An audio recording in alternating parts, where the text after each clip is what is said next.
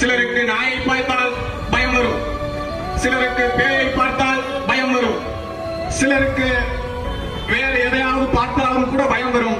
ஆனால் தமிழ்நாட்டில் புரட்சியாளர் அம்பேத்கர் அவர்களை பார்த்தால் தான் எங்களுக்கு பயம் வருகிறது என்று சொன்னால் புரட்சியாளர் ஒரு மானுட மீட்பாளர்.